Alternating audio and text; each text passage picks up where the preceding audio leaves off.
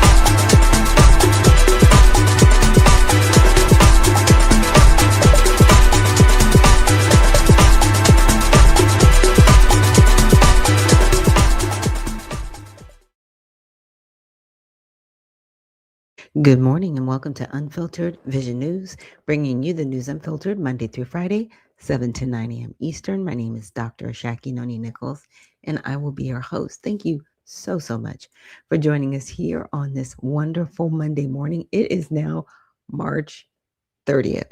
Can you guys believe we've gone through March? Like it was just February. it was just the end of February, and it is already the end of the month. It's going to be April 1st on Wednesday. There's so many big things happening this week. So I will definitely do my best to keep you informed. But with that, let's start off with our Kids Corner. He faces a challenge that makes him nervous. It's his first time presenting in front of the class. Alex walks to the front, his heart pounding. The class is watching, but he remembers something important. The night before, his mom reminded him, "It's okay to be nervous. Just do your best and remember, you've got this." As Alex begins, his hands shake, but he takes a deep breath just like his mom told him. Whoops, Alex made a small mistake. He could feel his face turning red, but he didn't stop. Alex takes a deep breath and keeps going. The more he speaks, the better he feels. Finally, he finishes. His heart still races, but now it's with pride, not fear. The teacher smiles and says, "Great job, Alex. You faced your fear and you did it." That night, Alex feels proud. He learned that facing challenges head-on helps build confidence. No matter how big or small the challenge, facing it will always make you stronger. You've got this too. Yes. And it's really good to know. And thank you to our younger listeners out there and parents trusting me enough to let your kids listen to. There are going to be some videos that have a little bit spicy language in them, so I will definitely let you know when that video is pulled up. So if you want to, maybe turn down the volume and just listen in closed caption, because I was like, oh, it makes a good point in the video, but there are some people, that's how they express themselves. And we just, we need to do better. We need to do better. And prayer is good. Prayer is good. There's actually been some different people I've prayed about, just like taming the tongue. And I've noticed that things have changed in them. So I was just trying to pull up how to honor God with our body, and the document does not want to pull up, but I don't want to do it several times and then my computer lock up. All right, let's see if you pull up now. No, you're just refusing to pull up. Oh my goodness. Well, I am so sorry, you guys. I'm not sure why this document is having such a difficult time. Usually I'm able to, there we go. I was like, okay, what are we doing? The double click action, this one was not happening. It was like, we will not open. Absolutely not. But you know what? We're going to take the time out because this is important. And this is something, if you are new here to Unfiltered Vision News, that we do every morning. We go into a prayer or at least some type of affirmation just to set our hearts and our minds right before we get into the news. And so let me share my screen with you guys. So we're going to honor God with our bodies. So God, please guard our mind and our thoughts. God, help me to fix my thoughts on what is true and honorable and right and pure and lovely and admirable. So I will think about things that are excellent and worthy of praise. God, please protect our ears and help us listen to your voice. God, help me to be quick to listen, slow to speak, and slow to become angry. God, please protect my eyes from sin's damage.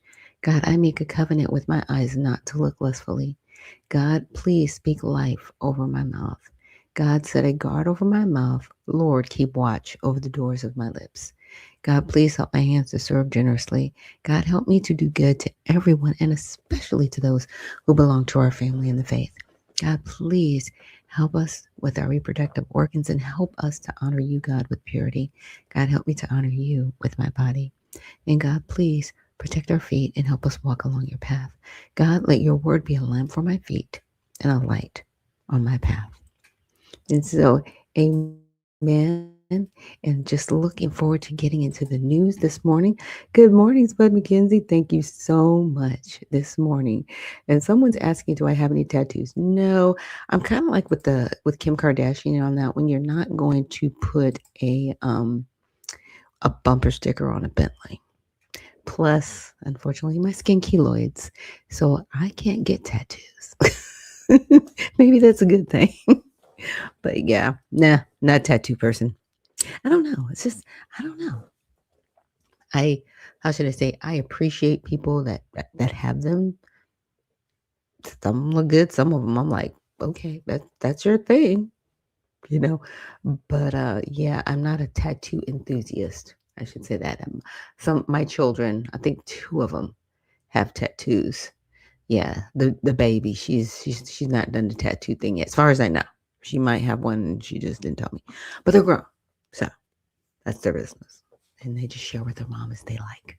Okay, so with that, let's get into one of the top areas I wanted to cover. I actually had it on stage and I brought it back down. But yesterday, I got to participate with the Georgia Black Republican Council. And what we had was a Republican candidate forum. So we hosted, because I am a part of the Georgia Black Republican Council. I'm not a Republican, I'm an independent, but they have allowed me to be a part of the council and help with legislative manners within the state.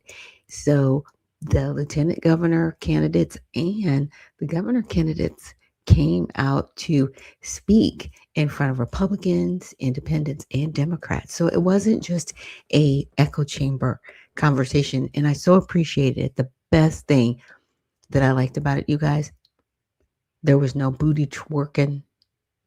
There was no there was there really wasn't a lot of music. They we did someone did do a beautiful rendition of the Star Spangled Banner, but that was it.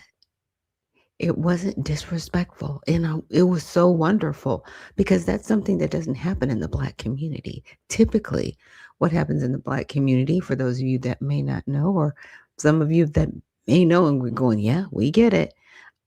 They're very disrespectful. It's what was it? No voting, no vucking. That was something that the Democrats did, and then Vice President Harris, she brought that young woman. Gosh, I can see her face, but yeah, and she was twerking and Megan the Stallion. Yeah, I think that's who it was. And it was like, wow, this is gross. This is gross because you don't do it to any other demographic but Black people. Just expecting. Oh, and then James Clyburn, he has his fish fries because that's what you do for Black people, and just tell them vote for us, even though we're not going to do anything for you. Yes, and shout out to Camilla Moore, Dr. Camilla Moore, for being one of the moderators, and to Lisa and to Shelley Winters for also being moderators during the questioning and answering from the candidates. So we had Lieutenant Governor Burt Jones, who was there. Um, Candidate Clark Dean, he was also there, and the candidate Kenneth Yeager, he was also there. Let me see if I can make this a little bit bigger for you guys so you can see their faces. As you can see, somebody gives us fan clubs. So salute the current lieutenant governor. He's running for governor, Clark Dean, and Kenneth Yeager. These three gentlemen took the time out of their Sunday to show up because they know it's important to talk to voters and at least let the voters know where they stand on the issues that do affect us at the state level, and also explaining what things they can and cannot do, right, at the state level that should be done at the local level, at the county level, and also at the city level. But there were three that decided it wasn't important and they didn't show up. And that was Rick Jackson, who I think he canceled like a day or two ahead of time. And our current Attorney General of the state, Chris Carp, he didn't show up, but I'm not sure why he didn't show up. And then Secretary Brad Raffensperger, he decided 2 minutes before he was supposed to be there, he just wasn't showing up. And Burt Jones, he laid it down. He was like, you know what? If they don't respect, well, it wasn't Burt Jones. I'm sorry, just trying to remember who said what. But it was Dr. Camilla Moore. She said, oh, and Shelley Winters also. If they didn't respect us enough to show up, don't vote for them. They don't count. And their voices don't matter because you had the opportunity to come and speak to us, to address us, and you chose not to. You chose to, at the last minute, because this has been promoted for a good, I would say, good 3 weeks at least. Yeah. We started promoting this at the beginning of March. So they had ample time to prepare, to make sure they got there early, and they decided no. And we actually started late because we were waiting on some individuals to show up, and they decided at the last minute, not coming. But see, if this was any other audience, you'd have been there and you would have been there early. So we know where you stand, we know who you are, and we know who we're not voting for. I don't care what kind of ads you put out, Rick Jackson, Chris Carr, and Brad Raffensperger. You're done. You're toast. You do not exist. At least not for my vote. But the three that did speak, Lieutenant Governor Burt Jones, Clark Dean, and Kenneth Yeager, they made it very difficult for me because I'm like, I'm kind of already leaning towards one candidate. And I was like, yeah. But I was like, ooh, y'all are making it tough because they made a good argument of what they can do and what they bring to the table.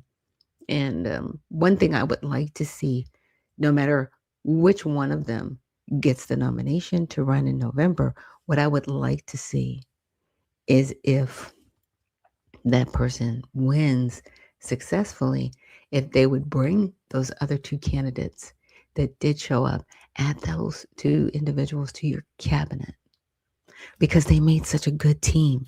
It was so interesting to see their dynamics, their agreements, and respectful disagreements, and really just kind of see ideas unfold in front of you as they're trying to make themselves stand out as the candidate that you vote for. It was an amazing time.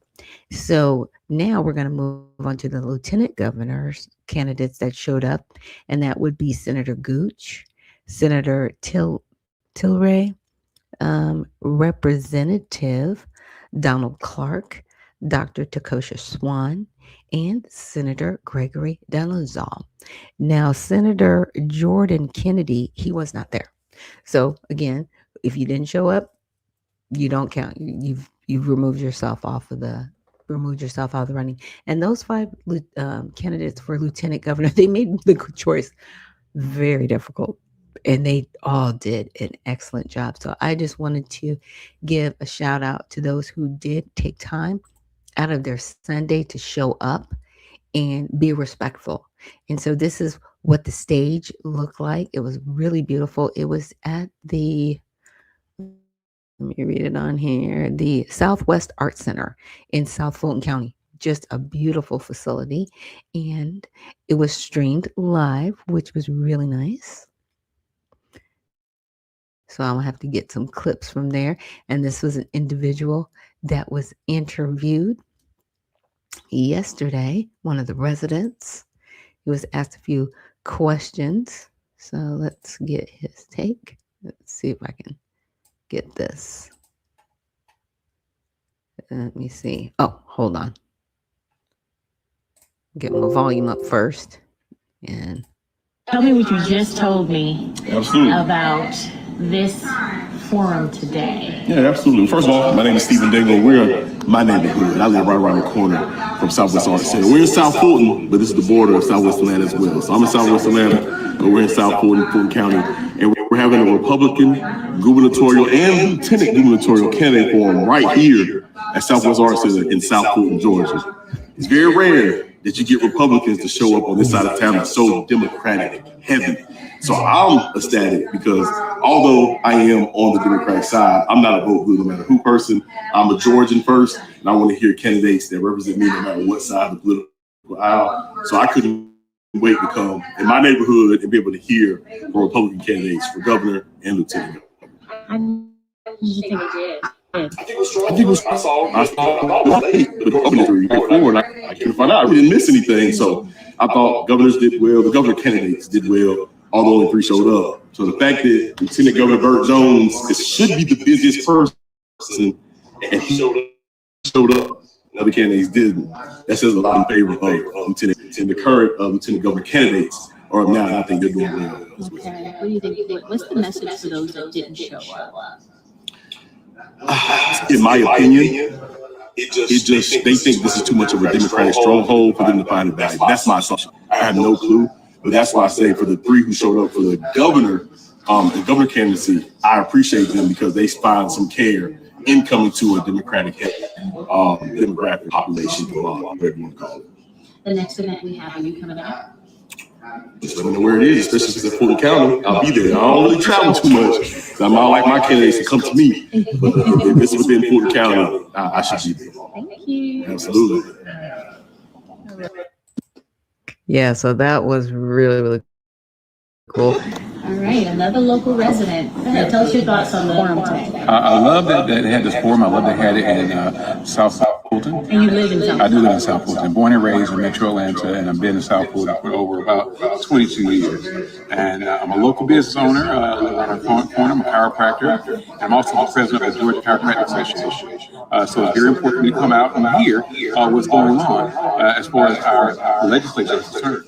And it's very important we have a new governor. We want to make sure the right governors in place and they're enacting laws that look towards helping South Fulton. And that's what I want. And that's what I expect. And I'm glad they came out to South Fulton. It shows they care about us. For those who showed up, those who did not show up, well, there's a question mark. I don't know what happened, but it's good that some who had a busy schedule did show up to be in our neighborhood. And that doesn't make sense. And the lieutenant governor is very important as well. So I'm looking for those individuals and learning about them so I can find out more about my decisions. So thank you guys for coming in. And we appreciate you looking towards South Fulton as a voice. Would you welcome us back? Of course. I believe in representation, and I believe in a fair chance. I'm right there in the middle, right? And I want the best person to lead with the best values, family values. So I do appreciate that. What type of values are those? Just so people know and understand the mind of the Black community.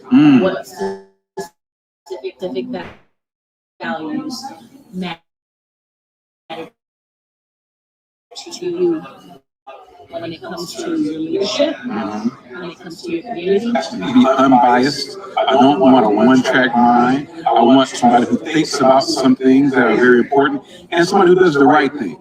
And not just following behind somebody else's footsteps, but do the right thing for his constituents. That's very important, right? And then also, I'm a business-minded person. I own a business, so I definitely want things that help small businesses, right? That's really important to me. Not just people, international companies coming into the area, creating certain types of warehouses, taking up resources, right? We don't want that. We want money to flow down to the residents who own the businesses to give us, right, some power and some say-so to reinvest back into our community, because we want nice things in our community. And I have to travel, I'm gonna say it, listen to me, above I-20. We want nice things below I-20. Hospitals below I-20. We want shopping centers, dining places below I-20. Better yet, I want schools where I don't have to spend money on private, right, school education. I want to be sound, to have a nice public school with nice resources and good grades and good stats, where I know they can get into the secondary education. That's very important to me. So if you can provide that, then you have my ear. Then you probably have my vote. Awesome. Thank you. All right, another local resident. Yeah, so like I said, and this was the councilwoman, Natasha. Thank you so much, Natasha, for just being a gracious host. Natasha Williams Brown of South Fulton, and she is one of, like I said, she's a councilwoman from South Fulton, and she was there last night into the evening, because I think we stopped about a little around after 8 o'clock. But again, the reason why we started late is because we were trying to at least give the candidates the opportunity to get there to the facility, because sometimes people get late. Traffic in Georgia can be very interesting, and they decided not to show up. So it's on them. It's on them. It lets people know how important they are or are not, because who was there? Again, the lieutenant governor, Mr. Burt Jones, he was there. And the other thing, I know, not to toot his horn, but in the years that I've seen him be the lieutenant governor and seen what he's done, he works across both sides of the aisle. I've seen him host different events, especially his Black History event. He couldn't host it this year because he was running as a candidate for governor. But while he was serving as the lieutenant governor, he did a Black History Month celebration where he invited everybody, independents, Republicans, Democrats, and it was an evening for everybody to come together and meet and mingle and have, maybe good or difficult conversations in a meaningful way. And he's been able to do that. And a lot of people, I think they missed that part about Burt Jones. And that's something I respect. And the other two candidates that are running for governor, Clark Dean and Kenneth Yeager, they're very respectable too. So definitely check them out. So let me see. I wanted to check and see if we had any comments. Nope, no new comments. All right. But thank you guys for joining me here on Unfiltered Vision News. And the next bit of news we're going to get into is an update. Let me check my schedule. You guys know how I have my wonderful show notes and how I kind of try to live by the show notes. Why? Because it keeps us organized as a show. Because it's just me. It's me and you. And we are, as they like to say, Marky Mark and the Funky Bunch. Yes. Okay. So we are going to get to our first video from Promethean and get an update. Meeting, President Trump issued a warning to NATO and to the entire transatlantic order. Listen carefully. That's why I'm so disappointed in NATO, because this was a test for NATO. This was a test. You can help us. You don't have to, but if you don't do that, we're going to remember. Just remember this in a number of months from now. Remember my statements. They have an expression, a great expression. Never forget.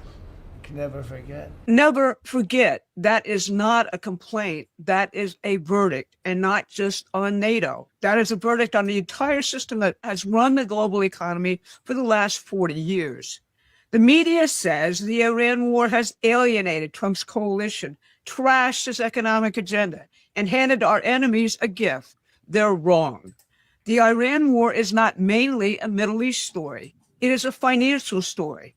the systematic, deliberate decapitation of the British imperial financial system. And it happened this week. I'm Barbara Boyd. I've tracked the imperial great game for decades, and I'm going to show you exactly how it's being dismantled. And here's what we're covering. First, what really happened at the G7 meeting this week and why it's a funeral for a dead order. Second, how the United States just seized control of global energy and replaced the city of London in the process. And third, the coming meeting with China and a shared tradition that the British Empire spent 150 years trying to bury. Let's dig in. But first, like and share this video. It increases our reach on YouTube. Let's be clear about what the Iran war actually is before we talk about the G7. For 2 decades, Washington tried every combination of sanctions and diplomacy to stop the Islamic Republic's nuclear advance. Iran moved from zero enrichment to 60%, enough for multiple nuclear weapons. Its missile stockpile grew and spread to proxies from Lebanon to Iraq to Yemen. They lied about possessing missiles with a 4,000-kilometer range. We know that because they have shot them off in this war. The old approach failed totally. Trump's answer was different. He demanded rollback, an end to enrichment, limits on the missile program, the dismantling of the proxy network. Tehran refused. The result was a shift from bargaining to attrition. As one Iranian analyst put it this week, negotiation and war are not opposites in this situation. They are successive phases of the same campaign. Now, what did Europe do when the United States finally acted? They said we were violating international law, despite the fact that they need natural gas and oil from the Gulf, while the United States does not. And at the G7 meeting, they finally agreed, after much deliberation, to help police the Strait of Hormuz after hostilities end, after the fighting stops, only when it is safe. Think about what that means. Europe's great contribution to the security of the world's most critical energy choke point is to show up for the cleanup. Marco Rubio had told them exactly what he and the president thought of this on his way to the meeting. He reminded them that the United States has been constantly asked to help in a war, namely Ukraine. And when the United States has a need, he said, they didn't get positive responses. And then Friday, at the Saudi Investment Forum in Florida, President Trump delivered the final verdict. Listen to him. But I think a tremendous mistake was when NATO just wasn't there. They just weren't there.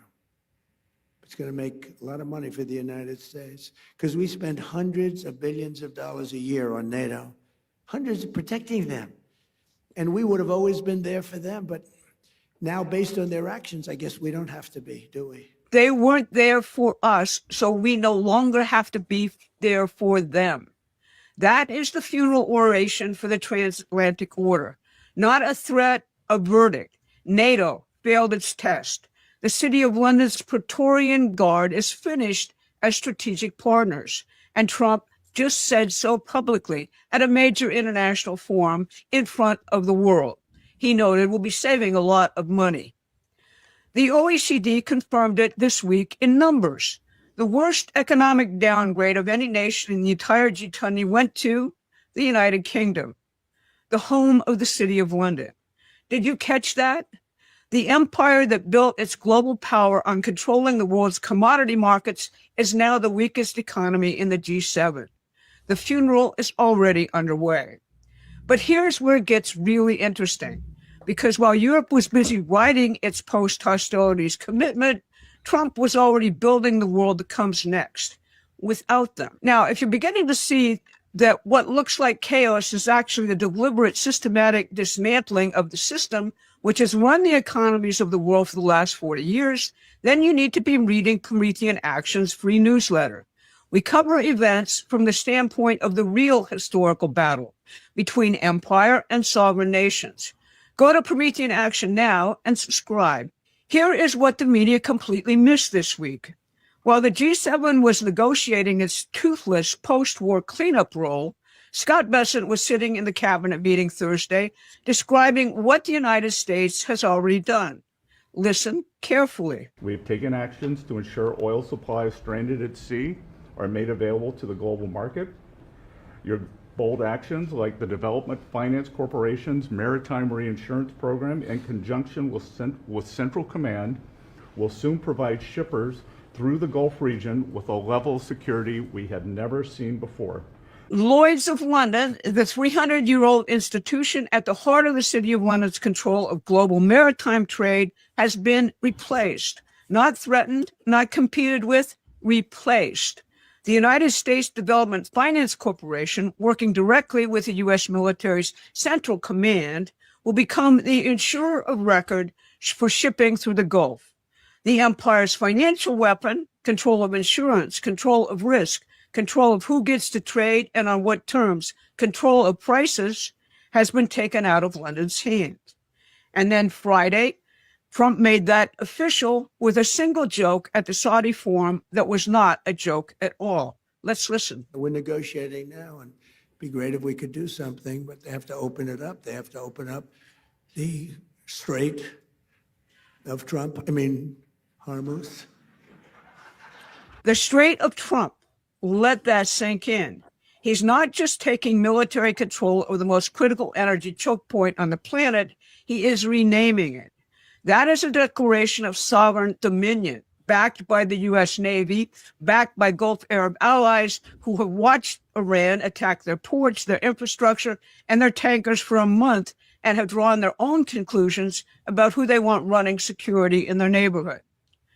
What does it mean to control the Strait of Hormuz? It means controlling the flow of roughly 20% of the world's seaborne oil. It means that 84% of the crude moving through that strait, heading for China, India, Japan, South Korea, moves on American terms, with American insurance under American security guarantees. That is not the petrodollar system. That is something entirely new.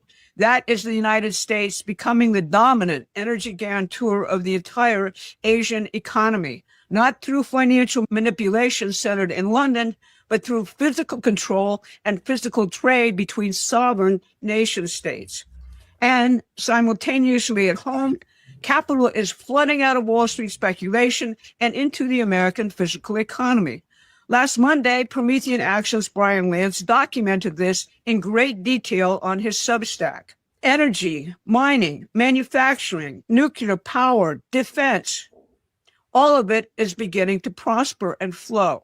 McKinsey, the confidential advisor to the global financial elite, published a report this month quietly admitting that commodity markets are being, in their words, quote, rebalanced beyond purely market-based logic. That is McKinsey's antiseptic way of saying the City of London's speculative pricing system is finished. The president sees our economic future in this hemisphere and in a direct trade with Russia, China, Japan, and India, not in the dead transatlantic empire.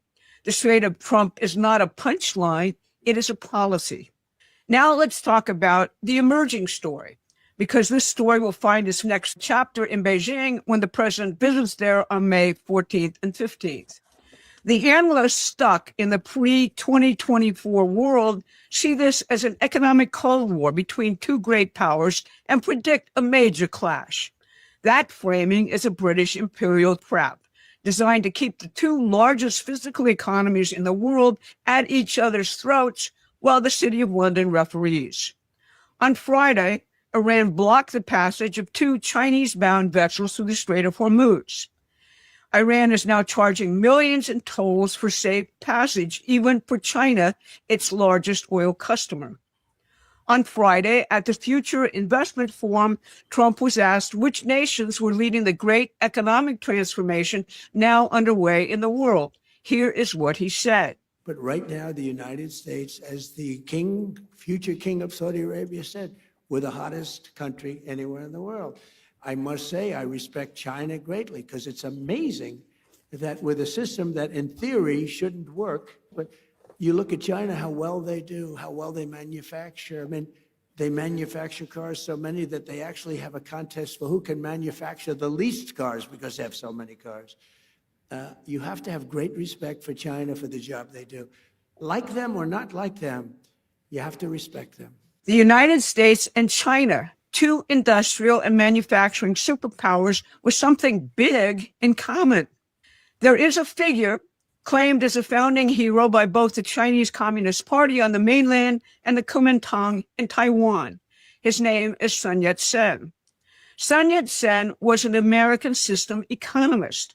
His 1922 work, The Industrial Development of China, called explicitly for massive state-assisted industrial investment modeled on the American system, the tradition of Hamilton, of Lincoln, of Henry Carey. He studied that tradition. He embraced it. And crucially, he rejected the British free trade model as exactly what it was, a tool of imperial exploitation designed to keep developing nations dependent and underdeveloped. Sound familiar? Trump recognizes that both nations can claim a shared tradition going back over a century. The British imperial system spent 150 years trying to keep America and China from recognizing this common ground. What you are watching this week, the Strait of Trump, the Besant insurance program, the G7 funeral, is that recognition beginning to dawn. Donald Trump told the Saudi investment forum that America is not bound by old rules, that we invent the future by gathering the best minds and talents and letting them create. That's what all the analysts keep missing because they are trapped in the past. They're pessimists, and most of them lack the creativity the president is exercising. They keep analyzing the present as if it were Bush, the Iraq War, and the reign of Dick Cheney and the neocons, or similar constructs. It's not that. It's something entirely new, which rescued our republic from what we now see in the UK and Europe, the dying and still dangerous outbursts of a failed empire.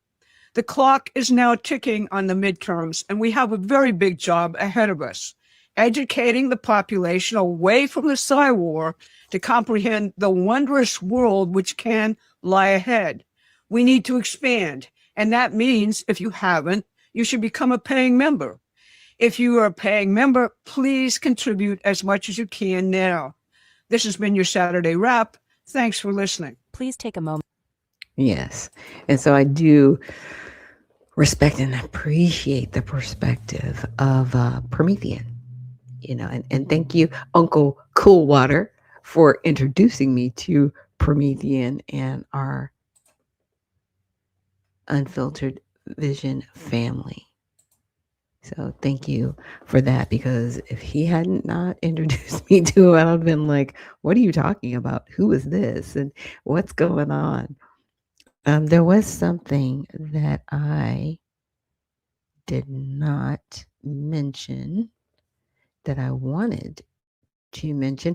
I wanted to also give a shout out to Fox News that came and covered the forum yesterday that we had.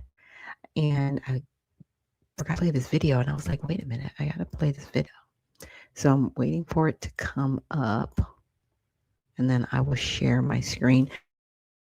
But I wanted to share it with you guys, mainly because it still falls into what was discussed on Promethean, and really showing that there is a changing of the guard politically everywhere, right? And it is happening. So let me share my screen. It's going to be a little bit of a delay. Like I've told you guys, something that I want to get. I'm getting Starlink. I'm getting Starlink. No, they are not a sponsor of the show, but I want Starlink. Because regular cable, y'all are done. Y'all are just done. It is just so archaic and just, yeah, that. But it says, Georgia Black Republican Forum candidates talk taxes, cost of living. So let me play some of the footage that they were able to capture yesterday. Of course, I got a commercial. What's it at? I'm not going to put you guys through that. All right. Okay. Forum in South Fulton. All GOP candidates were invited, but we showed up. Fox 5's Tara Jabor is live now in South Fulton. Tara, what happened?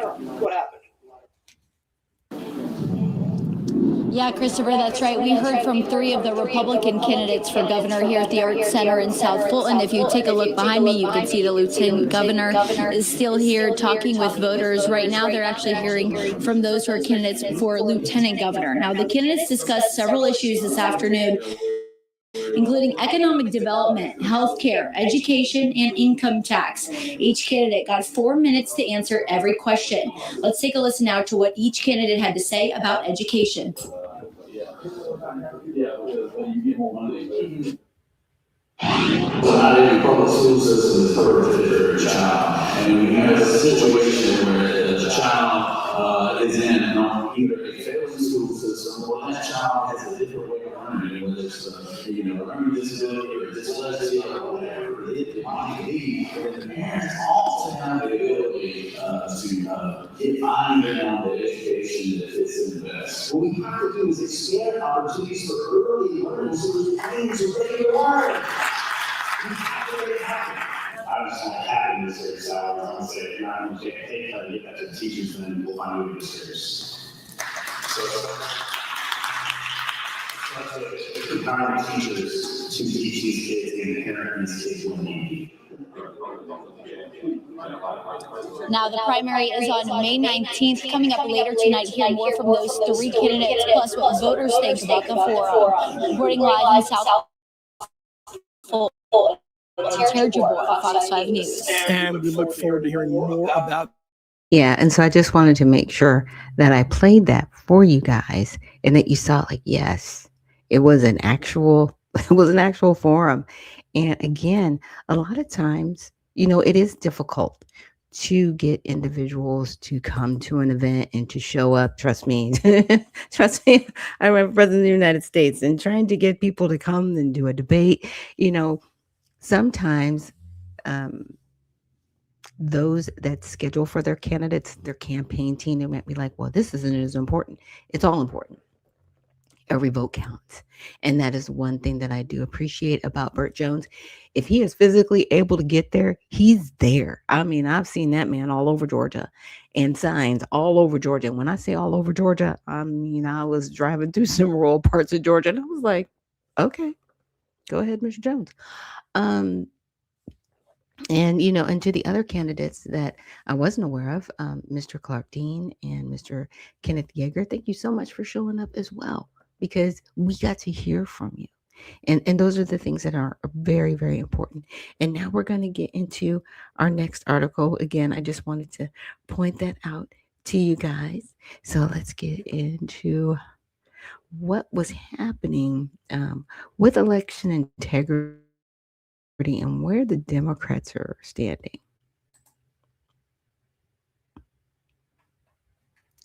Sorry for the delay. Oh my goodness. This is crazy. Come on. Committee. Congressman, it's great to have you. Right now with everything going on, we love talking to our members of Congress, getting to the bottom of all of this. As you heard from those ridiculous clips there, Democrats don't appear willing to budge on anything. So will you be forced to pass ICE funding through a budget reconciliation? Well, tell me, you'd hope that the Democrats would stop the hyperbolic fear-mongering. And how about loving your country more than you hate Donald Trump?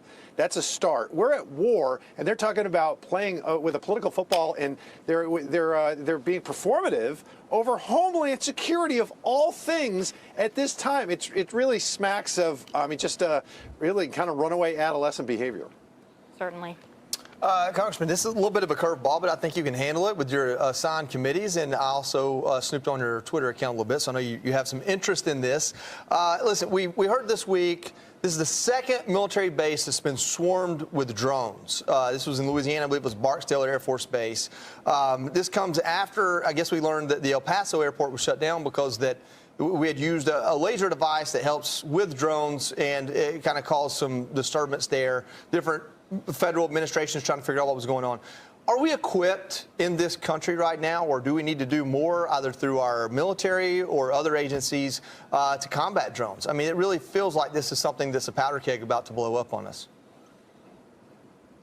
Yeah, we have to remain ever vigilant. When you have technology improving at this rapid of rate, I mean, look at how wars are being fought now. Nobody would have predicted just a few years ago the way, you're not, the safest place you would have been on a battlefield was in the main battle tank, and now that's the last place you'd want to be. Yeah. And now the front lines have flip-flopped in Ukraine. You have the drones on the front lines and the personnel behind them, and then kind of a no man's land. So we need to remain ever vigilant. And yes, that does keep, I'm on the House Intel Committee. Many things keep me up at night. One of them is a drone attack, because we have to, it's almost like a Cold War of technology with offense and defense.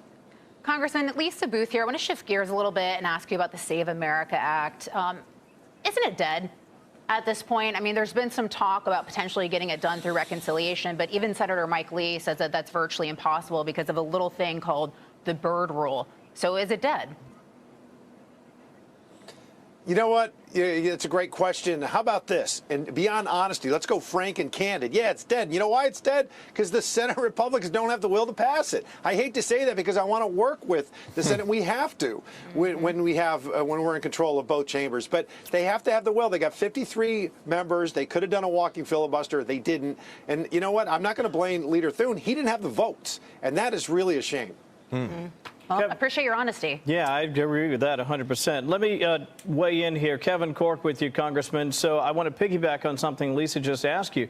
So if Senate Republicans refuse to make this happen, and as you said, the leader over there, John Thune, doesn't have the votes, what is the recourse? I've been watching Mike Lee, and I understand it's the other side of the chamber. I understand that. But I'm just curious because I think a lot of people are frustrated, quite frankly. They're saying to me, and I'm sure to you too, what has to happen in order to ensure election integrity? There's nothing more important than election integrity. If we don't have that, we don't have a republic. You have to. Sometimes you win close elections, and sometimes you lose them. But as long as you believe in the result, that it was fair, honest, and open, you can live with it. And that's why this was so important. And if you're ever going to have a walking filibuster, it would have been on this specific issue. And you're right. We share the same building, the House and the Senate, but it's like a different universe. The way in which they operate is so fundamentally different than ours. We have majority rules. If we have one more vote than the minority, we can pass legislation. They, with their 60-vote threshold to end debate, it's completely different. And it's just, I mean, I joke, but sometimes it's like they put their powdered wigs on and they affect British accents. And if a House member goes over there, they say, "Oh, have you been checked for lice?" I mean, it's really like that different. I'm befuddled. Just real quick, I mean, you say that he didn't have the votes. We're starting to get some names. We don't know all of them because they really won't vote honestly. They'll vote for something if it doesn't pass, so they can't get attacked, and against it. They play the game. If we get the names, should those people be primaried, or at that point should they lose their seat? I mean, it seems like the only thing the Senate can do is budget reconciliation and confirm nominations. I don't know anything else that can happen with less than 60 from one party. So maybe some of these should find their way into retirement. I've been saying this for several, not even years, but a few decades now, that it's not enough just to vote for Republicans. You need to vote for conservative Republicans that reflect your values, the people that are talking about and trying to pass legislation about matters and things that when we're yelling at the TV about things. That's the passion that you need to have, and you need to elect the right kind of Republicans. You got a couple in your state that seem sketchy from time to time, but I guess we all do from time to time. So maybe we'll see what's next for you. Well, Congressman, Leader Thune is from my state of South Dakota. I know Joey has to follow up. I'm just going to go ahead and ask one, too. You said it's not Leader Thune's fault he doesn't have the votes. Joey said maybe we should expose some of the votes that he doesn't have. But I'm saying if you're the leader and you got a mandate from the American people and you got a mandate from the President of the United States and you're the leader and you can't either expose the ones that don't give you the numbers or you can't convince them, perhaps the leadership role isn't one for him. I know you're not going to just outright throw him under the bus like I'm willing to do, but a lot of us are having these conversations that are MAGA all the way, supporters of President Trump. We're not getting what we voted for. Mm-hmm. Now, listen, I think it's fair to say that just tell us what your position is. I mean, what are you going to hide behind a curtain? No elected official. I don't care if I was on a city council, all the way up to the president of the United States. Tell me your position on important matters. Don't hide behind parliamentary maneuvers and your gobbledygook words, stuff like that. Are you for it or not? Because the Save America Act is real simple. Prove you're an American citizen, then you can vote. I mean, my goodness. I saw that Elizabeth Banks, who's from my hometown of Pittsfield, Massachusetts, cut something about how the Save America Act would make it impossible for women that have changed their name like her to a professional name because her name was Elizabeth Mitchell. Come on now. That is just, again, hyperbolic fear-mongering. This is basic. It makes sense. And common sense, the only thing wrong with it is it's not common, apparently. And weakness has become a defining characteristic of the Republicans in the Senate, most of them anyway. It's not weakness. What it is people say the things that they need to say to get into office, and then they don't do the job when they get there. Let's just be frank. Let's just be real. Let's just keep it 100. I hope everybody out there, I hope the echo is better. I was told the echo in the and my microphone was bad, and I didn't click background noise. It's like it blocks out background noise. So just let me know if my voice sounds a little bit better and it's not a bad echoing sound and that you can hear me through the microphone. But one thing that I wanted to point out, let me see, let me bring it up. Hopefully, I know some of these wonderful articles that I bring up, they have a paywall, and I'm not doing the paywall thing. I just want to share with you guys the article. So let me see how much of it will let me share. But there was an article from The Guardian, and it says Democrats, there are 10 demands to rein in ICE, and this is the full list of proposed reforms. Because I was trying to figure out, because again, they're not telling us who's doing what, who's saying what. Like they said, they're not pointing out the people that aren't voting to pass this. Now we know, unfortunately, they're playing games with our lives, right? They're saying, okay, if you don't give us what we want and you don't change what ICE is doing, we are not going to vote this way. Here's the deal. Senate and House representatives, you don't get to tell the executive branch what to do. Okay. DHS falls under the executive branch. You've already written the laws. Okay. You've already written the laws for ICE. And this was done after 9/11. Like Tom Homan said, if you don't like the laws, change the laws. Do it legislatively, but you're not doing that. You're not doing that part. Amend the laws. Go back to the actual articles that were put in place after 9/11 and amend those laws. You're not doing that. You know why you're not doing that? Because you know the American people don't want that. So you're trying to conflate your demands into a funding bill. What are you doing? This is crazy, but this is what's happening. Okay, so it says the party says it will not back the funding bill without reforms on, among other things, mask IDs and judicial warrants. Okay, so let's look at some of the demands that the Democrats have. So here's the demands, because I was like, what's going on? Okay, so 1, targeted enforcement. DHS officers cannot enter private property without a judicial warrant. So that means they want all of these deportations orders that have already been filed. They want ICE to then get a judicial warrant to go after these people. They already have the warrant. Like, what are we talking about? You don't sound smart. So they want to end indiscriminate arrest and improve warrant procedures and standards, require verification that a person is not a U.S. citizen before holding them in immigration detention. They already have deportation orders. That's why they're going after these individuals. They have deportation orders. What are you talking about? You've already wasted our tax dollars on individuals that shouldn't even be here. They don't leave immediately. They're given deportation orders and they basically go home and throw it in the trash and be like, oops, I guess I don't have to leave. They don't take us seriously because there's no enforcement. That's why we have ICE. just trying to get you there. So no mask. Prohibit ICE and immigration enforcement agents from wearing masks and other face coverings. Okay, first of all, they're not local law enforcement. And so, yeah, they're wearing masks to cover their identity. Why? Because there are crazy people out there, and I am going to call them crazy people, who are doxing them and their families. And you are not protecting these ICE agents and their families. Period. Okay, why don't you arrest some of these people that are attacking their families and doxing them? Why don't you do that? Then the masks come off. But you're not going to do that. Yeah, you're going to keep, escalating. But you're not going to do the right thing.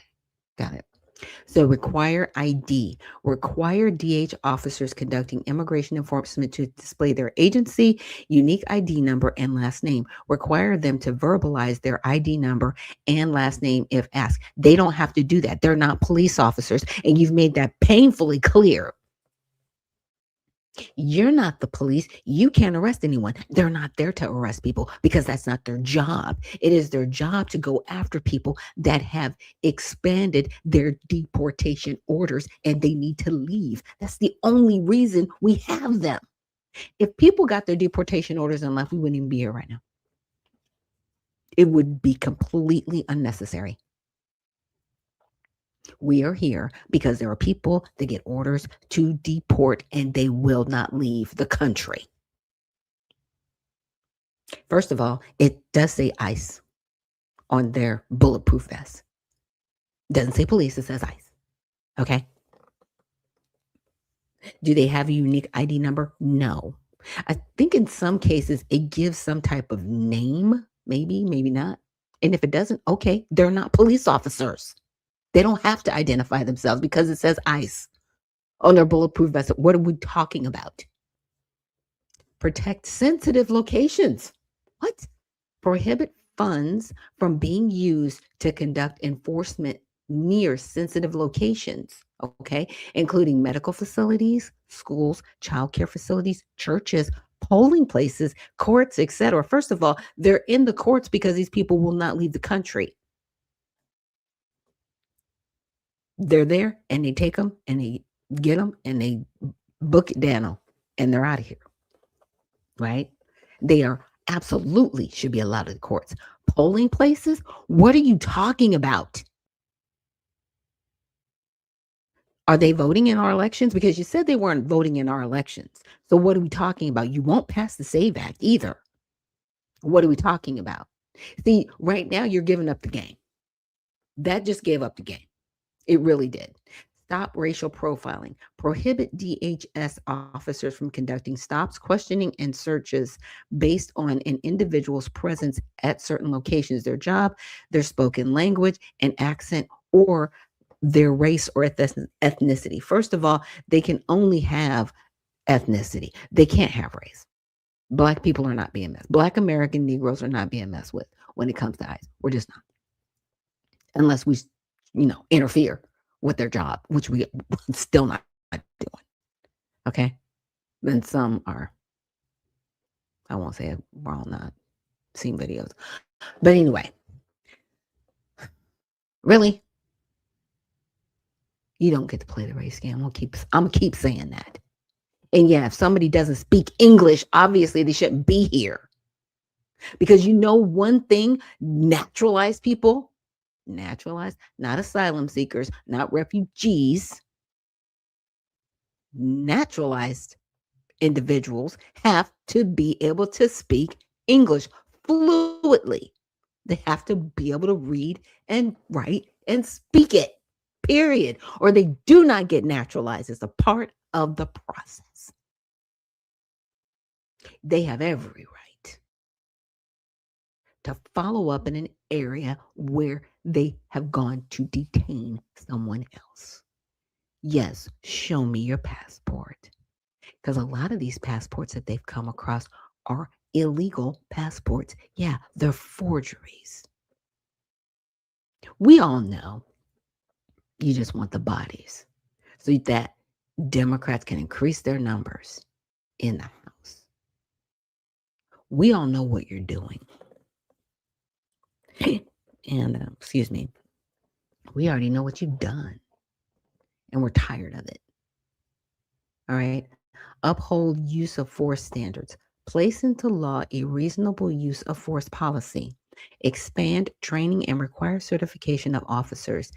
In the case of an incident, the officer must be removed from the field until an investigation is concluded. They're not officers, they are federal agents. By the way, get your linguistics right. They are immigration and customs enforcement. They work for the federal government. They are federal agents. There is a difference.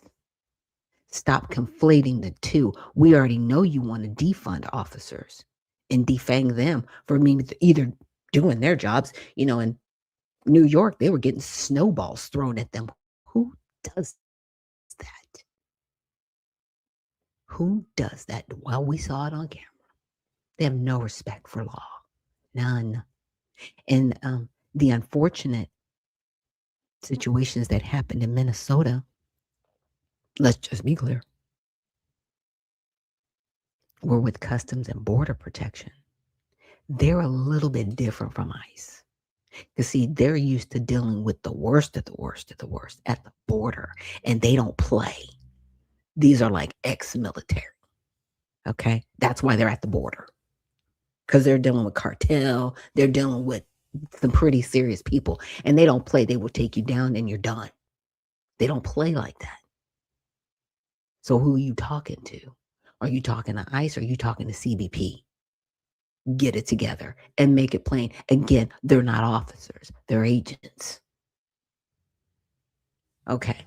Now, number 7, ensure state and local coordination and oversight. Preserve the ability of state and local jurisdictions to investigate and prosecute potential crimes and use of excessive force incidents. Require that evidence is preserved and shared with jurisdictions. Require consent of states and localities to conduct large-scale operations outside of targeted immigration enforcement. You're interfering with federal agents. You are in violation of Title 18, Section 111, if you let this go through. These people already have deportation orders. You release them back out into the general public. You put the general public at risk. That's why we're here. It's your fault.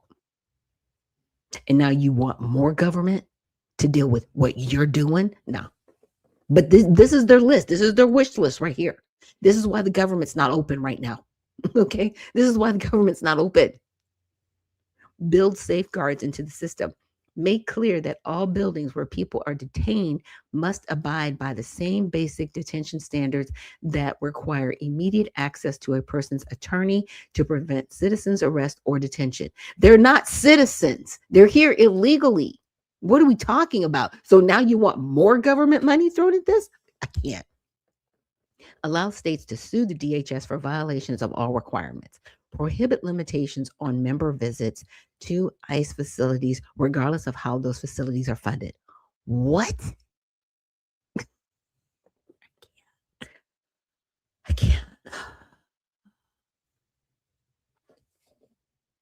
Legislative body. If you want to see change in the DHS, quit. Do not run for office. And then get employed by the Department of Homeland Security. These are the changes that you want to see. You don't work there. You've already written the laws.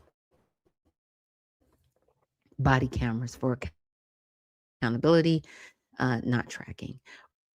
Require use of body-worn cameras when interacting with the public and requirements for the storage and access of footage. Prohibit tracking, creating or maintaining databases of individuals participating in First Amendment activities. What? Oh, so you don't want these anarchists, and that's what they are, being recorded. Okay. Prohibit tracking, creating or maintaining databases on individuals participating.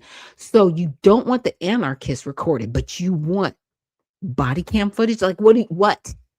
If they're interacting with people that are interfering with their jobs, yeah, they're going to be recorded by the body cam footage. Like, what are you talking about? You sound crazy. I can read. Sorry. So no parliamentary police, paramilitary police. They're not paramilitary police, they're agents. So regulate and standardize the type of uniforms and equipment DH officers employ during enforcement operations to bring them in line with civil enforcement. No, because you said you didn't want 287G. That's fine. But you cannot make them officers. They're not officers, they're agents. They're DHS agents. They're at the federal level. They're not at the local level. Stop trying to goat rope them into being defunded. Like you defunded the police. I'm just saying. People are horrible. Just the worst. Oh my goodness. Now I can take you seriously. I can't take you seriously. That's fine. Yeah, they are complete anarchists. It's bad. It's bad. They're worse than anarchists, in my opinion. Because they hate this country, yet they want to be here and benefit off of everything in the country. Sad. Sad, but true. Now I want to go kind of back in history. I wanted to play some of these clips from last week where there was ICE and there was a woman who she was trying to escape in the airport. And when the ICE agents were trying to, I guess, apprehend her, make sure, because she needed an escort to get on the plane to go back to Guatemala. She wanted to escape. They had to basically get her to get her on the plane. And people were like, no, let her go. It's like, stop. You don't even know why this woman is being detained this way. But I wanted to go back because you saw that list. So let's say this. Be better. Is there a single report today of something going awry with ICE agents? Oh my God, for 24 hours something bad didn't happen. Maybe there is. There was an ICE agent refusing to identify himself, arresting a woman in an airport, freaking people out. They weren't even sure it was in San Francisco airport. Well, what kind of an interaction was it actually? Do you know the situation? It was an arrest. I don't know. Scott, what information do you have? Who did they arrest? Now you bring it up. Who did they arrest? No, I'm saying internet. We'll need the internet. Two senior administrators. Meanwhile, this woman was arrested by ICE Sunday at San Francisco's airport. DHS says she's from Guatemala, had a deportation order signed by a judge, and tried to flee as officers were deporting her. DHS saying the incident was unrelated to efforts to help TSA. Is there a single report today of something? Okay. So it was unrelated to TSA. She had deportation orders. She's refusing to leave. What is I supposed to let her do? Just get away?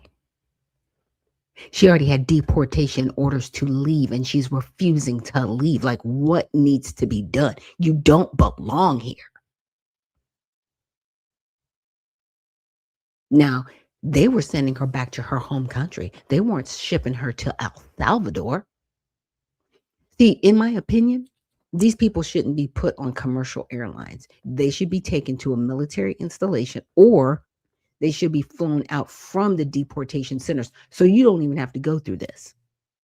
Put them on a plane and send them back home. Period. Period. Why are we paying to basically, that's luxury in my opinion. Really?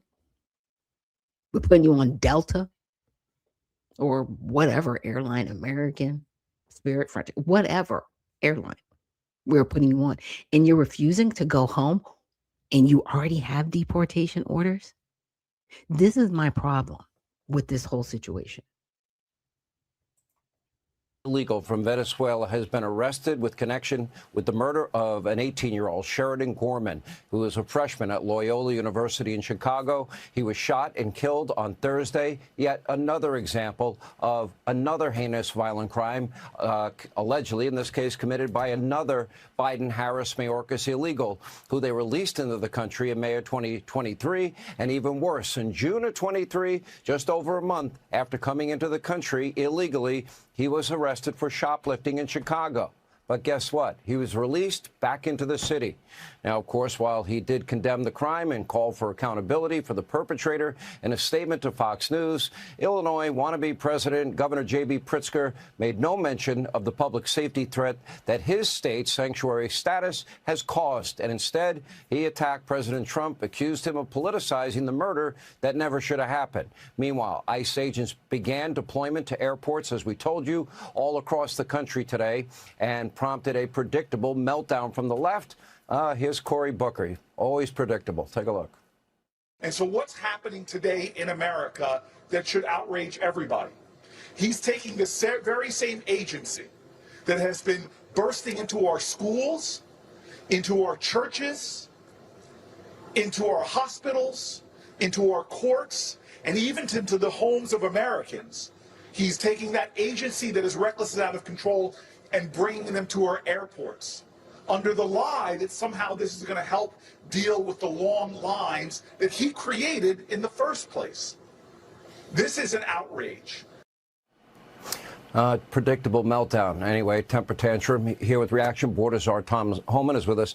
Is he referring to the brave agents that are arresting murderers, known terrorists, child molesters, other violent criminals, drug cartel members? Are those the agents he's talking about? Because I think he's got to ass backwards as usual.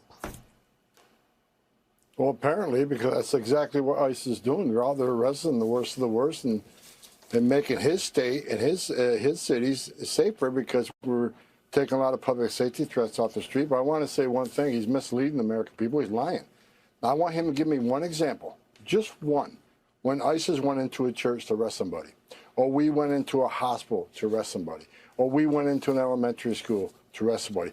Just give me one example. You know. Now, I'm going to pause right there.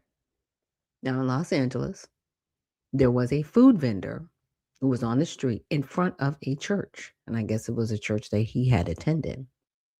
When ICE agents went to go get him because he had deportation orders, he ran onto the church parking lot. And they will say, well, you're going into churches. This person ran purposely onto the church parking lot. Does not give you immunity. They were trying to detain you. And then you somehow slipped and got away. It is not a right for you to be on this soil ever. We have over 300 legal ports of entry. Legal, not illegal, legal. And you didn't choose any of them. 300 points? Not 300. You chose none of them. And you chose to come here illegally. You got deportation orders to leave and you refused to leave, and we're supposed to feel sorry for you? Stop that. I don't feel sorry for you. And I don't care where ICE has to go to get you, a hospital, a church, a school, because you shouldn't be here. Stop putting everybody else at risk. But I don't blame the individual, actually. I blame the mayors. I blame the city council. I blame the governors. I blame the commissioners, the aldermen, and absolutely the police that are capitulating and complying with this evil. If somebody is here illegally, you are supposed to call ICE and have them picked up. You don't release them back out into the general public to put the general public at risk. This is your fault.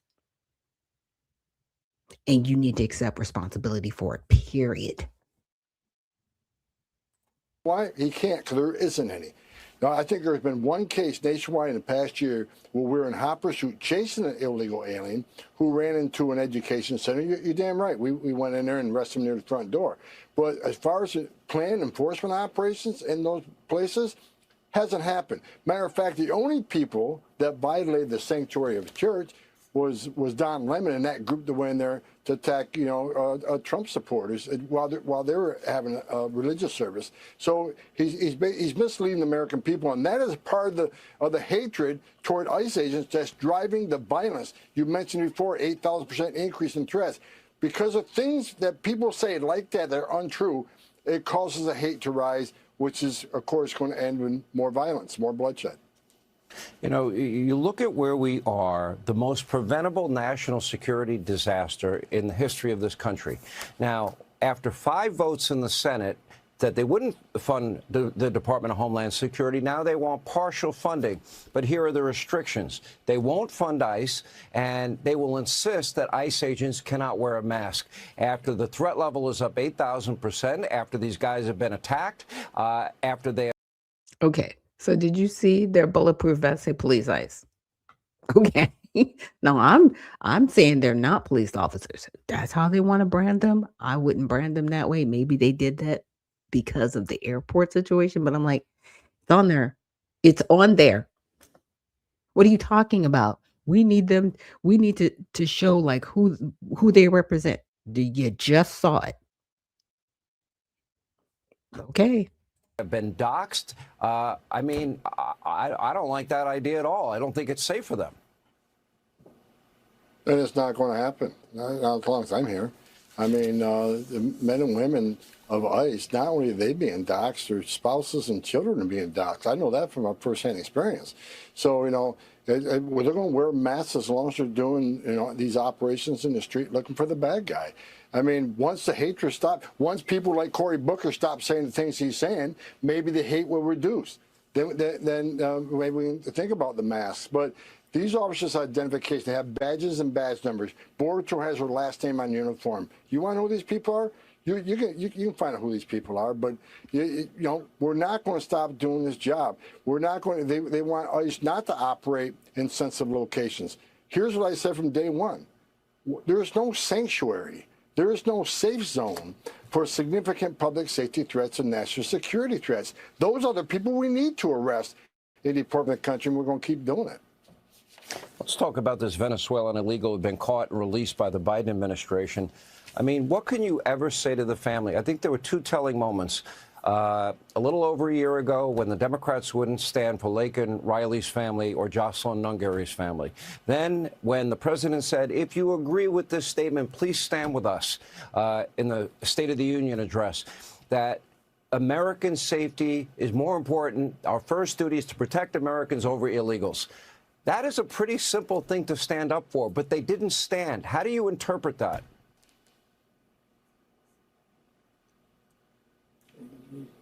They hate Trump more than they love their communities. They hate Trump more than they take the safety and security of our communities.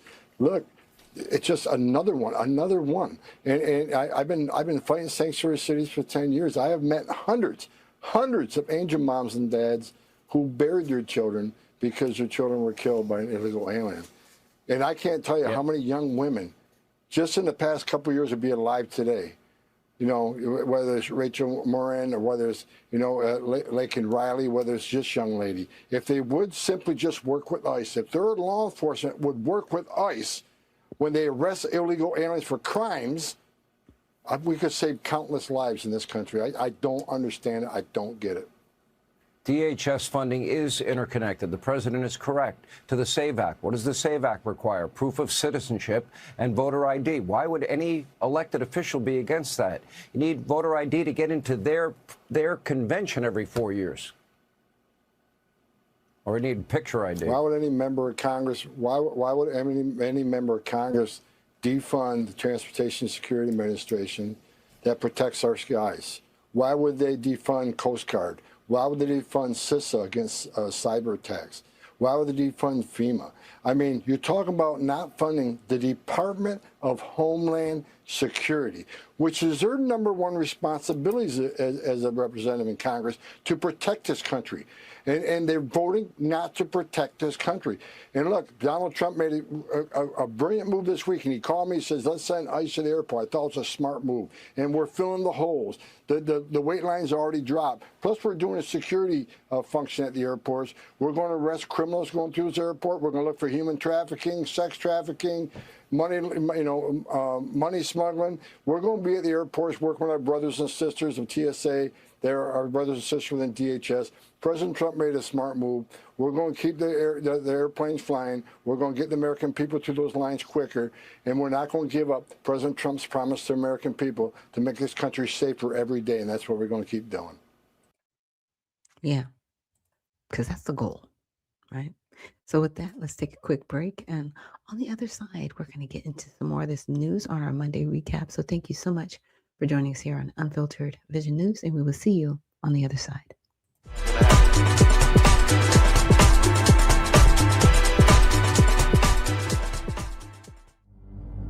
A life empowered is closer than you think. We're all looking for a better way. Reimagine what's next with a new sense of exuberance. Why not power on like you mean it? Or power off blissfully? A better sleep is a better awake. You've never moved like this before.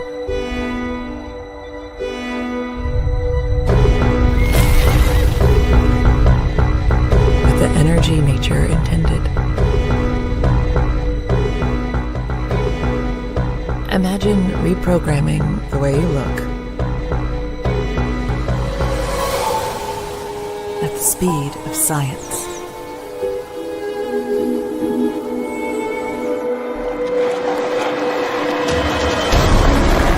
At longevity. At exhilaration. It's next level rejuvenation.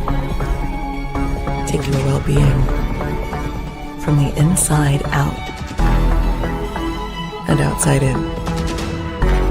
The light within is ready to ignite. Be the light. LifeWave.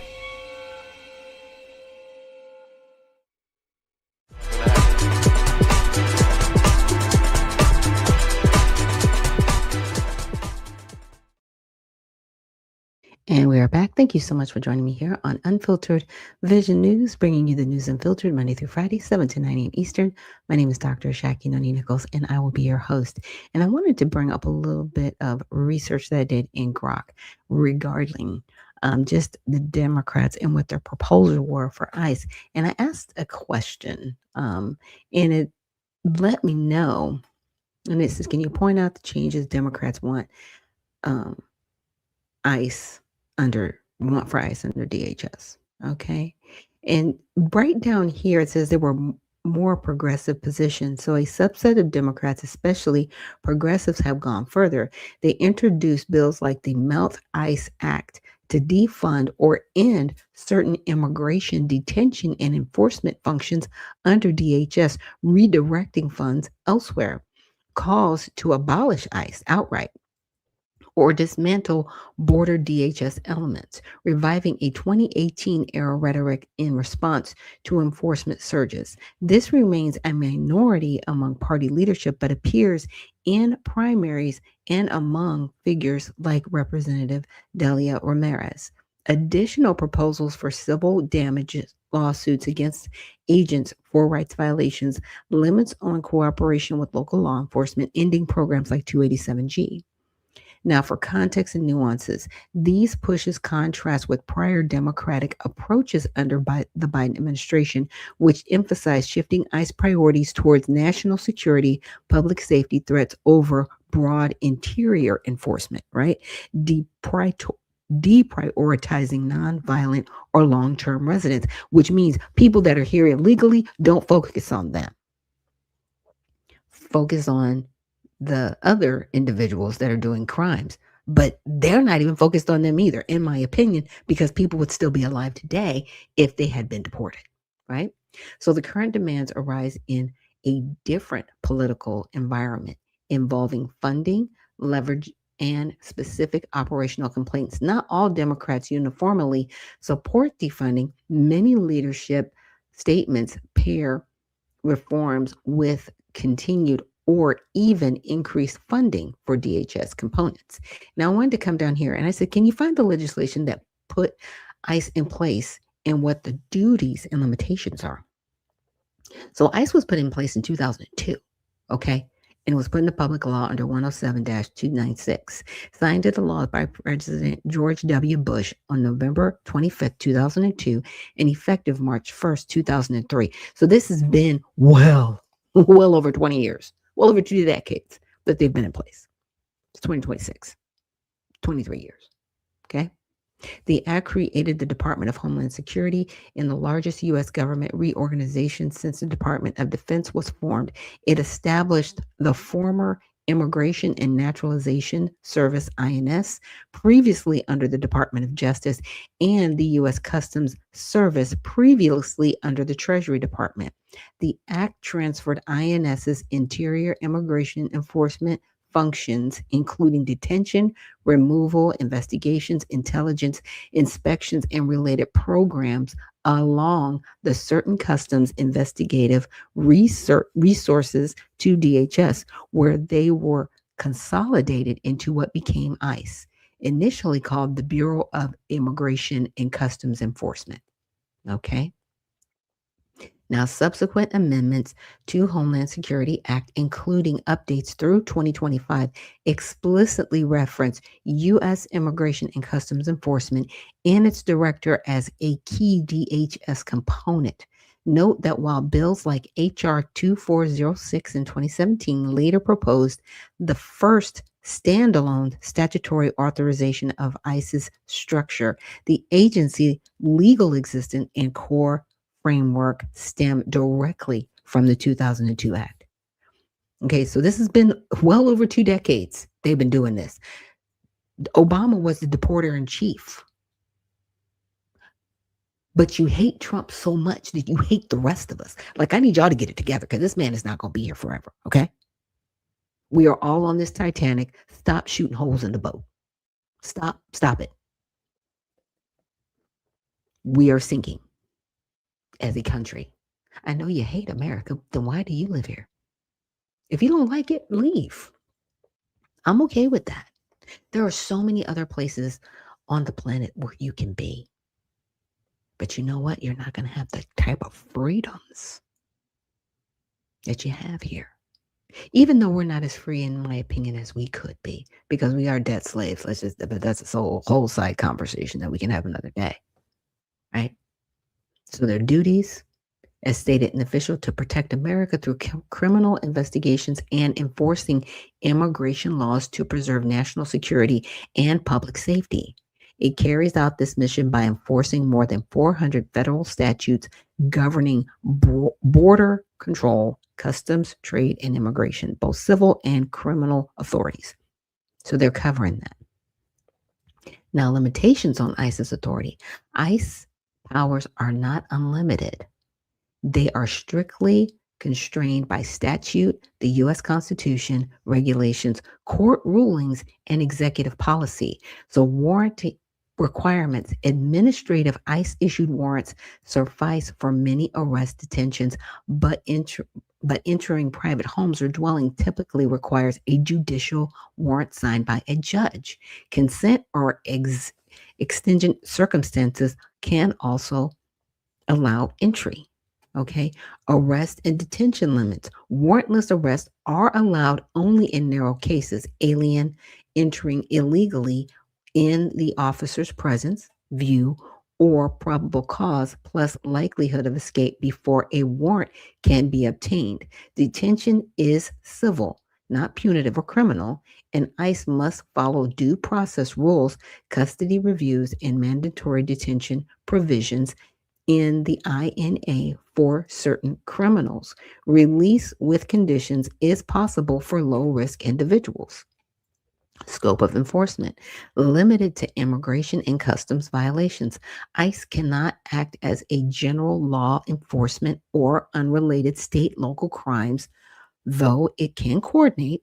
Actions must tie back to federal statutes under its jurisdiction, mainly meaning if they have deportation orders, ICE can go after them. Plain and simple, short and sweet. That's it.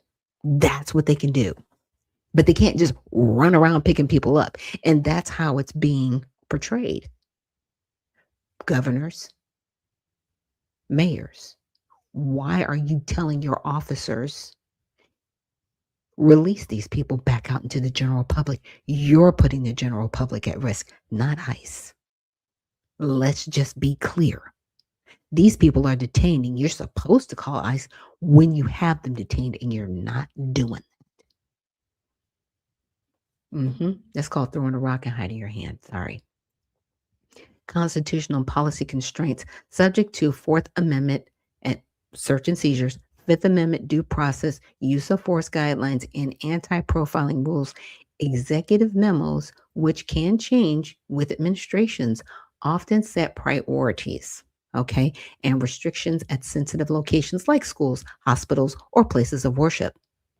So what are we talking about, Cory Booker?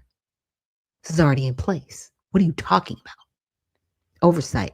Actions are subject to judicial law, DHS Inspector General, congressional oversight, and civil rights laws. ICE officers must complete specific training.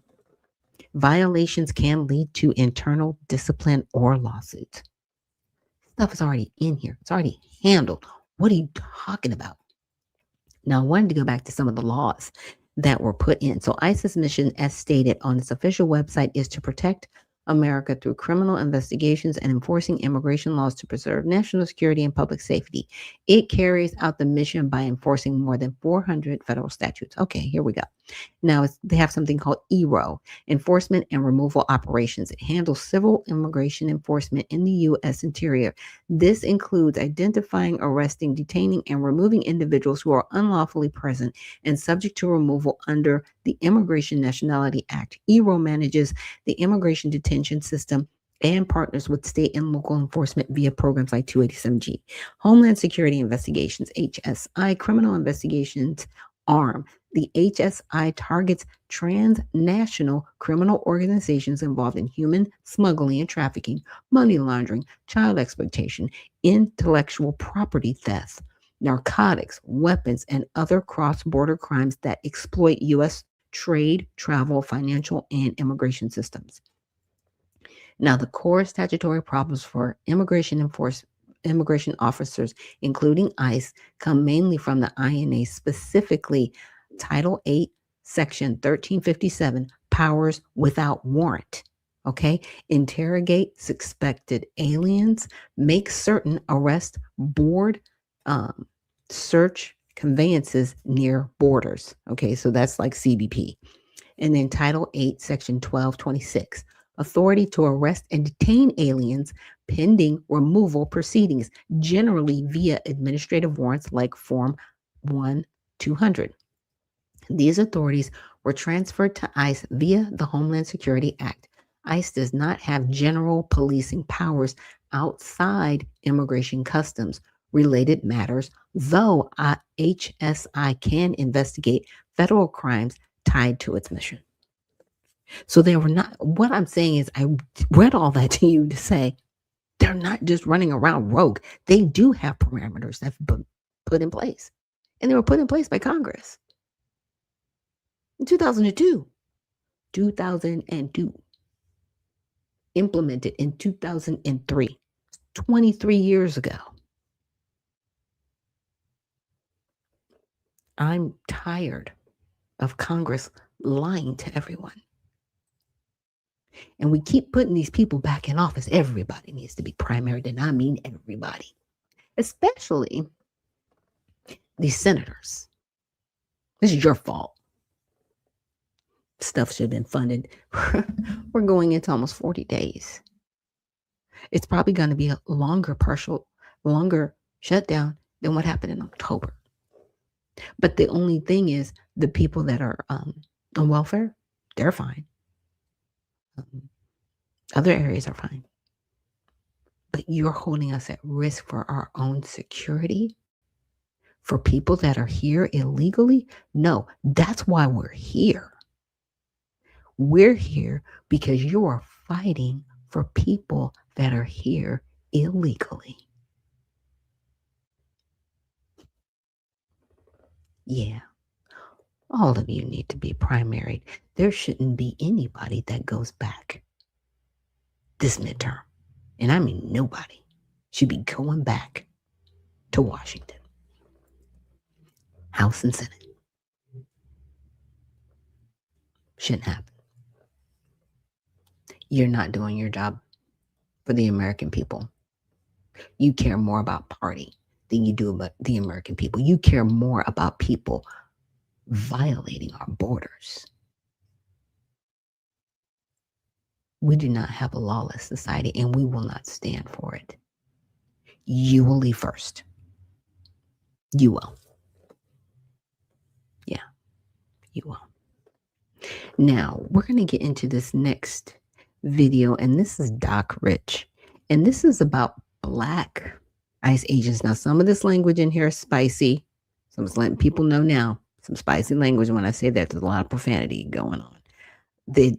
I'm just trying to get to the point that they're making. So I apologize up front for the language. Talk about ICE once again because there is a clip that has been going viral online. One of these clips has over 3 million views right now of ICE agents walking through the airport. And because those ICE agents happen to be Black, I know Joe Biden would say that, somebody like myself isn't, it's a problem. I want to talk about it because this is absolutely wild. And of course, you got some Black folks pushing back, and that is a beautiful thing. I love to see it. But let's hop right on into it. Make sure you guys smack that like button. If you're not subscribed already, what are you waiting on? It's totally free. Make sure you guys also go and subscribe to my second channel. The link is down below in the description box. It is called Extra Rich. All right. All of those links are down below. And with that being said, let's hop into it. No thoughts. You guys are the foot soldiers of a fascist regime, right? Is that not what it is? Is that funny? Is that funny? No thought. You guys are the foot soldiers of a fascist regime.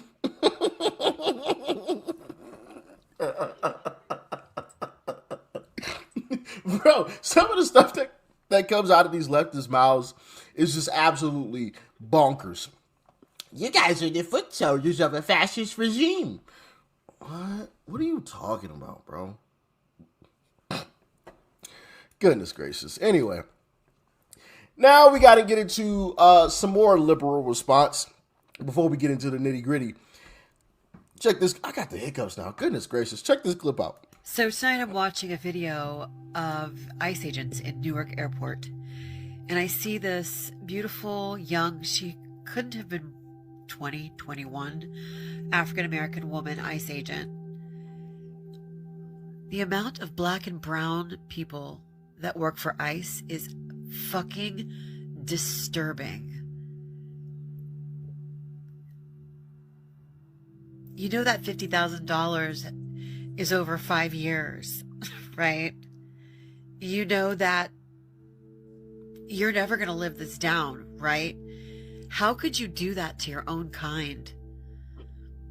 How could you do that to humanity? Like, where the fuck is your conscience? You don't have one. It really just was so sad. Absolutely floored me. I couldn't believe she was an ICE agent. Where's your conscience? You don't have one. Where's your brain? It seems like you got one missing.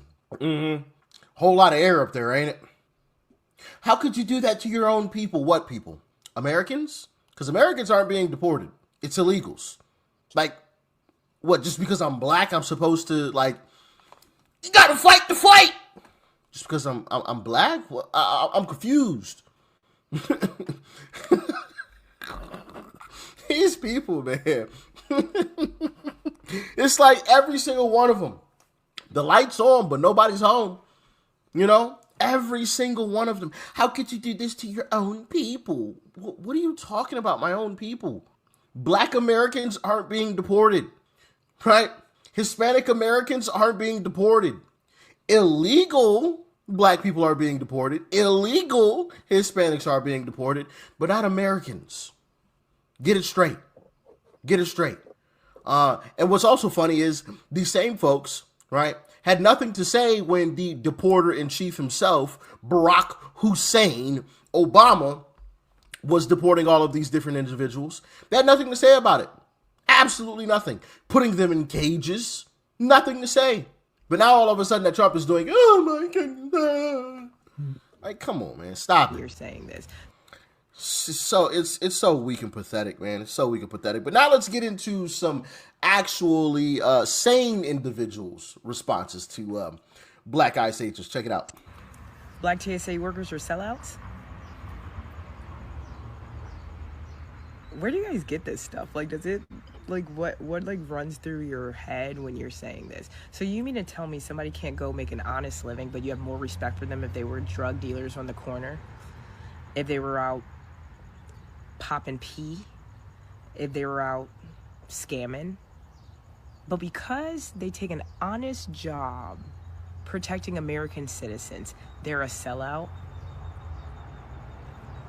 You guys need to get off the plantation, man. It's ruining your life.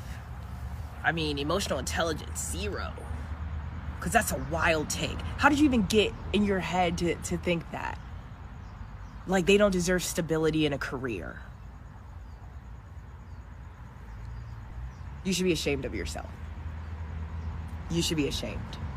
And until you go and you're going and paying their bills, shut up. What a concept. What an amazing concept.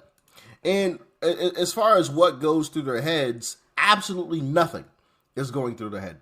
Absolutely nothing. Oh, no, I take that back. Let me backtrack a little bit. Let's rewind.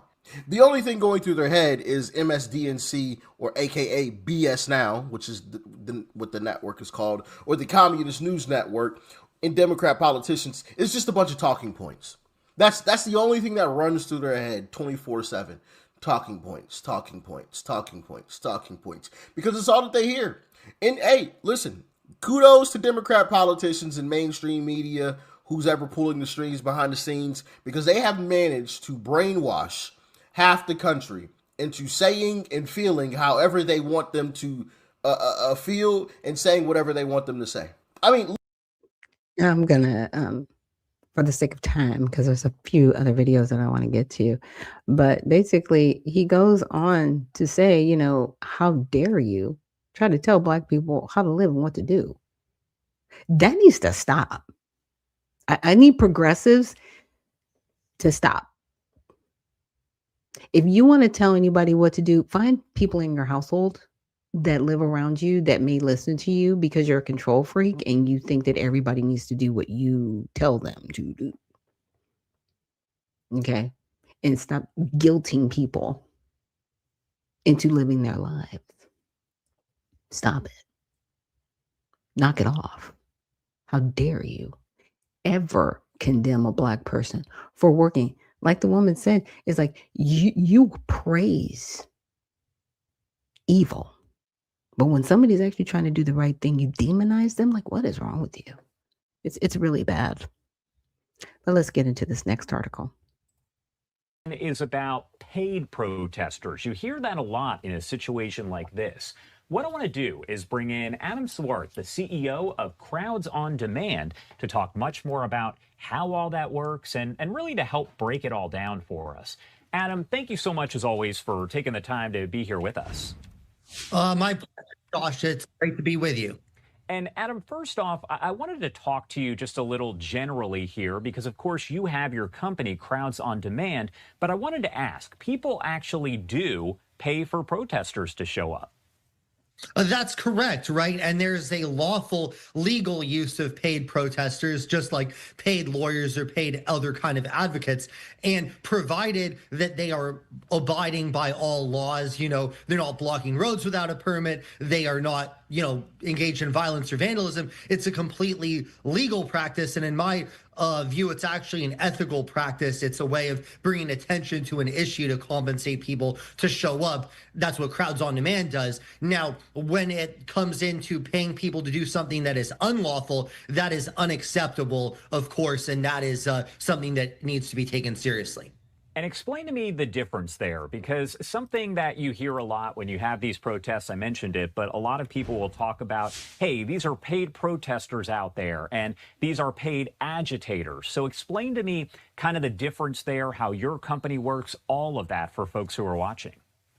Well, first off, I think that both sides, right and left, love to sort of accuse the other side of being compensated as if to delegitimize the other side, right? Like even the term astroturf, right? It comes from the idea that people on my side are genuine, people on your side are not. So I think there's a little bit of a finger pointing, finger wagging going on there where people want to try to delegitimize the other side. But when it comes to agitators, right, that's a whole different class. Agitators are people who are actually there, sometimes paid, sometimes actually these are basically pirates. They're there to loot. As crazy as that might seem, they see opportunities for chaos with large-scale demonstrations, and they come in to create chaos either for fun or to actually make money off of it in some sort of criminal activity, capitalizing off chaos. And that obviously is completely unlawful, and the authorities should be on the lookout for it. But I would also recommend that the protesters themselves be on the lookout for these agitators, because these agitators can cause disruption to the protest and also delegitimize what they're trying to do. Because if you have a group of 10,000 people and you have two people that are creating problems, then that can be magnified through kind of a reductio ad absurdum type of thing where now it looks like the whole protest is violent when it only was two people that were engaging in that. And I wanted to ask you, because you touched on this a little bit, but for those protesters, demonstrators who are out there, they're choosing to be out there, what do they need to look for to prevent themselves from maybe seeing some type of agitator? What should they do if they think they see somebody? Break all of that down. Well, number one, it's very important to recognize that most of these rallies are lawful, permitted, peaceful First Amendment expressions. So if you are out there expressing your peaceful First Amendment right, you should be on the lookout for people who aren't doing that for your own safety. So if you see people who are talking about creating trouble, who are look like they are creating trouble, right? If they are armed and are looking to create chaos and are trying to instigate something with the police, my recommendation is at very minimum, you get away from them, right? Because that is going to pose a security risk from yourself, either from them or from whatever happens with the authorities. But my recommendation to protest groups and to the authorities, by the way, Josh, is to establish like a red phone, like the White House to the Kremlin, right? To stop nuclear war. We need to do the same thing with authorities and the protesters. You need someone of the protest leaders and someone on the authorities side to be in constant contact to make sure that the First Amendment rights are protected, but that chaos does not ensue, and that if there is an incident, that it can be de-escalated quickly rather than causing a bigger problem, which hurts the people of the city and infringes on the First Amendment rights of the. Yeah. So I'm glad he was able to break that down. That it does happen on both sides, right? That we have paid protesters. Now, the next video I want to get to quickly is about some tyranny going on. To hear some people's responses this today, and maybe I can get yours. And that's how a lot of them are against tyrannical governments and tyrannical regimes, and obviously that's the point of the rally. But yet they were in favor of the tyrannical regime under the Trudeau government forcing people to wear masks not that long ago, forcing vaccines, invoking the Emergencies Act to shut down legitimate protests. I mean, aren't those legitimate concerns for tyranny? No, I'm a pro-mask guy. I'm actually an advocate for that. I guess snippy response might be, okay, don't wear a mask, don't get vaccinated. And in our public health care system, if you get sick, don't knock on our door, because we're a team, and sometimes you've got to do things to get everybody across the finish line, even if that's carry them in a wheelchair. I had COVID, even though I was vaccinated, and if I wasn't vaccinated, I think I would have been dead. So please don't tell me about fascist governments making people wear masks. I actually think that people that don't wear masks are irresponsible people to society. They're taking the notion of individual freedom, and they're trumping that, excuse the pun, over collective responsibility. And we all have a need to be collectively responsible. And see, this is my problem. Don't tell me what to do. Don't tell me in one breath I have freedom, and in another breath, like, you have to do this. No, I don't. I'm going to do anything you say. And then you're going to say, if you get sick, you're not going to help me? And that's not tyrannical. Okay. Think a car, you're driving a car. We all got to play by the rules and stop even if we don't want to because there's a stop sign. I mean, the science, so to speak, is heavily contentious and debated as to whether or not there was a real issue or not. The difference between Canada's death rate from COVID and the United States' death rate is marked. It's noticeable. And the states that were most against it had the highest death rate per 100,000. So you're I think science. Yeah, sure. It was said and it was proved out, So you're because they counted everybody with COVID. They said either of COVID or with COVID. It was linguistics. So even if somebody tested negative because they tested them for COVID and they died, they said it was with or for, you know what I'm saying? They changed the language. So they boosted the numbers, even though people tested negative for it. It was crazy. Not in favor of tyrannical regimes forcing people to against their will, but when it comes to masking, you're okay with it. I don't think that it's a tyrannical regime. I think the government of Canada, given people were losing their jobs if they wouldn't, get a vaccine. People were dying because they didn't get vaccines. I think death. No, they weren't. Not everybody was dying. And that's why I need people to stop lying. Because yes, people live and die every day, but they kept saying people either died with COVID or of COVID. It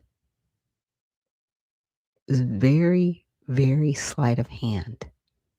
And if you listen to them carefully, they admitted what they were doing. And what they were doing was very wrong. And then I wanted to get to this last video that happened in Ohio at a No Kings protest. My name is Maria Abdullahi. I am a state representative. However, I am of the people, and I run for office to fight for the people. That's why I'm most honored to be out here and not in there with you all here, and not in that thing that continues to go against the people's will. This country was founded on the idea that no one is above people. Yet today we have people who think they are kings, who think they are better than us because they have more money, because they are lucky enough to get power. They have to do terrible things to have power. They think they own us. Do they own us? No! Do they own us? No! Do they own us? No! And we will fight back. Yes or no? Are we going to fight back? Yes! Are we going to say ICE out of our communities? No more terrorism. No more. My family came here. I was a refugee child. I came here when I was 2 years old. My family fled war to come to this country to seek a better life. And that's exactly what we're going to do as immigrants and as people from this country. Everybody just wants a better life. And we will fight for that better life. Because everyone deserves that better life. Everyone deserves that better life. And everyone deserves the Yeah. Here's my problem with that, man. You're fighting for people that are here illegally. That's a problem. You're not fighting for people to be here legally. In all that rhetoric that was spouted, you were championing illegal criminal activity. Yes, you are a criminal if you come over here illegally. I'm sick and tired of people saying it's civil, it's not criminal. It's criminal because you came over here illegally. It's in the word. And it needs to stop. So with that, that is our Monday recap. Tomorrow we will be back for Tell It All Tuesday. So thank you so much for joining me here on Unfiltered Vision News. And remember, stay well, stay focused, and stay unfiltered. We'll see you in the next one.